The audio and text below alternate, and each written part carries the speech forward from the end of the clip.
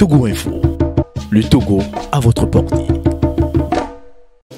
Cette conférence publique a pour objectif de montrer les irrégularités qui existent dans le processus électoral et de faire voir que ces irrégularités sont non seulement d'ordre factuel, mais elles sont d'ordre structurel et constituent à bien des égards des niches de fraude et des niches qui ne donnent pas une certaine crédibilité au processus en lui-même. Et pour trouver ces irrégularités, il faut se poser 5 questions. Mais avant de parler des questions, il faut se demander quelle est la problématique de l'étude. On constate sur une période de 2005 à 2019 qu'il y a eu 7 élections dans notre pays de 3 types, présidentielles, législatives et les locales. Le premier constat par tous les citoyens, c'est que c'est les mêmes qui gagnent. Est-ce qu'il est possible que sur une telle période, les mêmes gagnent? Première question. L'opposition crie, on nous a volé, mais on ne voit pas d'éléments qui entretiennent les fraudes jusqu'au bout.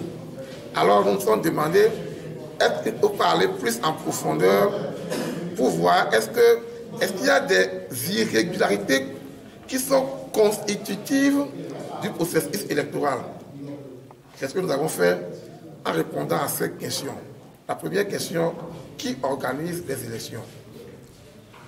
Et on a montré que selon la loi, c'est la CENI, une commission dite indépendante. Mais est-elle vraiment indépendante? On a pris le code électoral, on a questionné une première source qu'on appelle les sources officielles. Normalement, ces sources devraient être objectives et neutres. On constate que dans ces sources, il y a déjà des ambiguïtés et des failles qu'on peut exploiter comme source d'irrégularité. Et c'est là où nous avons pointé du doigt l'article 9 qui peut permettre le maintien de la société ZETES depuis des années comme société devant produire les listes électorales. Nous avons aussi pointé cet article pour mettre en exergue le refus de l'accréditation vis-à-vis de la commission justice et paix catholique, où ce n'est pas le représentant de la CENI qui a répondu, mais c'est le ministre qui a répondu. On a montré la relation de subordination entre la structure, la CENI, et le ministère de l'administration. On a montré aussi comment, dans la commission qui organise les élections, la CENI n'a pas de pouvoir réel sur ces démembrements. L'auditoire a donné d'autres exemples pour mettre en exergue cela.